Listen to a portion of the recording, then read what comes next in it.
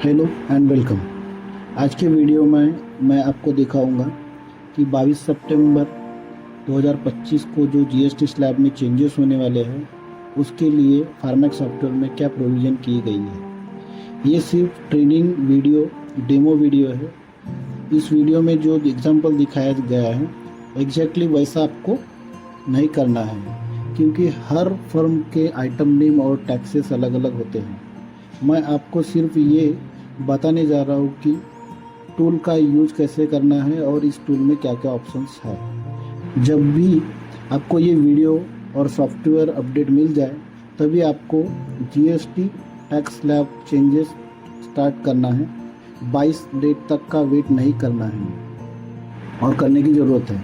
ध्यान रखिए, इस टूल में जो आप चेंजेस कर रहे हो वो पैरेलल होते हैं, आपके लाइव डेटा के ऊपर डायरेक्टली इफ़ेक्ट नहीं होता। इसलिए आप ये चेंजेस अभी से करना स्टार्ट कर सकते हो, लेकिन आपको अपने टैक्स कंसल्टेंट से कंसल्ट करना ज़रूरी है कि ये कब लाइव डेटा के ऊपर सभी अप्लाई चेंजेस करना है और कब न्यू जीएसटी टैक्सेस के हिसाब से आपको बिलिंग स्टार्ट करनी है। तो ये ऊपर में टॉप मेनू में आपको ऑप्शन दिया हुआ है। ये ऑप्शंस आपको सॉफ्टवेयर अपडेट करने के बाद ही दिखेंगे। तो जीएसटी 2.0 के ऊपर आपको क्लिक करना है। ये कुछ आपको नोटिफिकेशंस और अलर्टनेस यहाँ पे दी गई है। तो इसको आपको एग्री के ऊपर क्लिक करना है, अच्छे से रीड कर लेना है और ये प्रोसीड कर लेना है। इसमें आपको ऑप्शन दिखेगा current HSN code plus GST percentage list. यहाँ पे क्लिक करने के बाद आपको दो ऑप्शंस यहाँ पे दिखेंगे। एक current HSN code plus GST, यानी आपके पास कितने एचएसएन कोड है, एक जीएसटी रेट वाइज और उसमें कितने आइटम हैं। इसमें आपको आपके अगर एचएसएन कोड करेक्ट है तो आपको HSN wise GST slab changes करने हैं और ये आपको उसमें हेल्प करने वाला है। तो इसके आप प्रिंट आउट भी ले सकते हो। सेम आपके पास में batches and item GST mismatch हो सकता है आपके डेटा में। तो बैचेस में रहने वाला टैक्स और आइटम में रहने वाला टैक्स अगर ये डिफरेंट है तो उस केस में आपको ये सॉफ्टवेयर आइटम्स यहाँ पे दिखाएगा। तो ये भी आपको करेक्ट कर लेना है या फिर इसके आप प्रिंट आउट भी यहाँ से ले सकते हैं। सेकंड ऑप्शन है आइटम न्यू जीएसटी सेटिंग। यहाँ पे क्लिक करने के बाद आपको company wise GST slab changes कर सकते हैं, एचएसएन वाइज भी कर सकते हैं और जीएसटी परसेंटेज वाइज भी कर सकते हैं। तो कंपनी वाइज करना है आपको तो यहाँ क्लिक करके कंपनी आपको सिलेक्ट करना है। उस कंपनी के आइटम्स आपको यहाँ लोड हो जाएंगे ओके बटन के ऊपर प्रेस करने के बाद या क्लिक करने के बाद। तो आपको ये ओके बटन के ऊपर क्लिक करना है। उस कंपनी के सभी आइटम ये ग्रिड में लोड हो जाएंगे। आप चाहे तो कंट्रोल F करके यहाँ से आइटम फाइंड कर सकते हैं, फिर असेंडिंग डिसेंडिंग भी यहाँ से कर सकते हैं, या फिर यहाँ पे आप ये सॉर्टिंग भी कर सकते हैं और एक सिंगल आइटम भी सिलेक्ट कर सकते हैं और उसके टैक्सेस चेंज कर सकते हैं। और एक साथ में आप एचएसएन कोड भी यहाँ से अपडेट कर सकते हैं। और ये जो शॉर्टकट मैंने आपको बोला ये एचएसएन वाइज जीएसटी में भी अप्लाई होंगे, आप वहाँ पे भी कर सकते हैं। अब यहाँ पे आपको एचएसएन अपडेट करना है तो डबल क्लिक करना पड़ेगा और टैक्सेस चेंज करना है आपको तो ये यहाँ पे इस तरह से आप कर सकते हैं। या फिर यहाँ से आप कॉपी करेंगे तो ये pest control V control V control V control V इस टाइप से आप सिंगल कंपनी वाइज अपडेट कर सकते हैं। और नीचे में ऑप्शन दिया हुआ है सेव बटन का। ये सभी होने के बाद में आपको सेव कर लेना है। तो ये इसी तरह से फंक्शन आपको सभी कंपनियों का कर लेना है अगर आप कंपनी वाइज अपडेट करना चाहते हैं तो।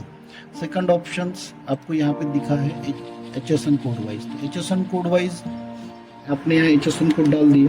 आपके पास अगर एचएसएन करेक्ट है तो आप एचएसएन वाइज जाना है आपको, अदरवाइज नहीं जाना है। तो यहाँ पे आपके पास ओके बटन प्रेस कर दिया मैंने।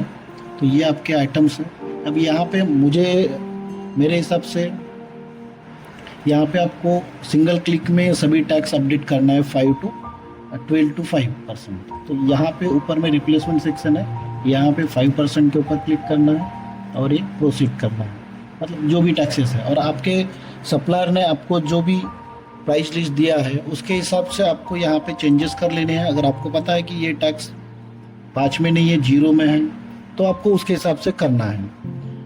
ठीक है, ये सभी कंप्लीट करने के बाद और यहाँ पे कोई रहा है तो आप यहाँ से सॉर्टिंग में ब्लैंक वाले सर्च कर सकते हैं। यहाँ भी सॉर्टिंग, यहाँ पे भी HSN और कंट्रोल F करके आप आइटम सर्च कर सकते हैं। या फिर सिंगल कंपनी का रिकॉर्ड आपको अपडेट करना है तो उस केस में पहले आप सिंगल कंपनी सेलेक्ट करके उसके भी अपडेट कर सकते हो। तो मतलब कंपनी वाइज यहाँ पे भी होगा, HSN वाइज भी होगा और GST परसेंटेज वाइज में भी होगा। ठीक है, तो आपको ये फिर लास्ट में आपको सभी अपडेट होने के बाद ये सेव बटन के ऊपर क्लिक करना है। जैसे मैंने अभी कर दिया, ये पूछ रहा are you sure, do you want to save the new GST settings, yes. तो इस तरह से आपको ये GST चेंजेस करना है और ये पैरेलल चेंजेस हो रहे हैं, आपके लाइव डेटा के ऊपर नहीं हो रहा है। तो आपको आपके टैक्स कंसल्टेंट से आपको कंसल्ट कर लेना है कि ये 22 तारीख में आपको कब अप्लाई करना है। मतलब 22 तारीख के पहले ही आपको, जब भी आपको ये वीडियो मिले आप ये चेंजेस करना चालू कर दो आप। उसके बाद में और एक ऑप्शन है GST परसेंटेज वाइज। तो GST परसेंटेज वाइज भी आप यहाँ से कर सकते हैं। तो मैंने 12% ले लिया, फॉर एग्जांपल है, आप आपके हिसाब से वर्किंग करना है आपको। और ये प्रोसीड बटन के ऊपर क्लिक कर दिया। यहाँ पे ऑलरेडी HSN वाइज जो किया मैंने वहाँ से ऑलरेडी डेटा फिलअप है। बाकी आप यहाँ से और चेंजेस आपको करना है आपके प्राइस लिस्ट के हिसाब से तो आप यहाँ पे कर सकते हैं। और कंट्रोल F करके कोई आइटम भी यहाँ पे सर्च कर सकते हैं। अगर आपको 5% 1 क्लिक में करना है तो यहाँ पे क्लिक करके प्रोसीड कर देंगे तो ये पूरा का पूरा 5% में शिफ्ट हो जाएगा। और आपको जो भी आपके प्राइस लिस्ट के हिसाब से जो चेंजेस करना है बाकी आप कर सकते हैं। और उसके बाद आपको सेव बटन के ऊपर क्लिक करना है और ये सेव कर लेना है। इसके बाद आपको नेक्स्ट ऑप्शन रहेगा MRP रिडक्शन का। तो देखते हैं इसको कितना समय लगेगा।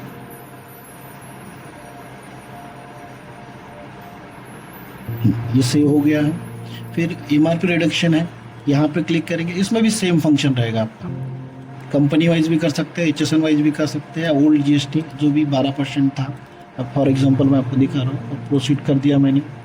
यहाँ पे नया MRP का कॉलम है, यहाँ पे परसेंटेज दिए हुए हैं ऑलरेडी। आपको कुछ करना नहीं है, आपको कंफर्म कर लेना है, वेरीफाई कर लेना है कि नई MRP जो आई है आपके प्राइस लिस्ट के हिसाब से आई है या नहीं।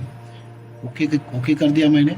और ये प्रोसीड नाम का बटन है, जैसे 5 वाले टैक्सेस है जो 0 में गए उसके लिए इफेक्ट करने के लिए 12 to 0 और यहाँ पे क्लिक कर दिया मैंने। यहाँ पे क्लिक कर दिया मैंने। जो नई MRP आई है वो भी आपको टैली करना है और फिर आपको ये सेव कर लेना है। यहाँ पे भी आप कस्टम कर सकते हैं, वो एक ही कंपनी के रिकॉर्ड आपको कुछ वेरीफाई के लिए करना है तो मतलब प्राइस लिस्ट आपकी कंपनी के हिसाब से होगी तो एक कंपनी सेलेक्ट करके आप वेरीफाई कर सकते हैं। इसको भी मैंने सेव कर दिया।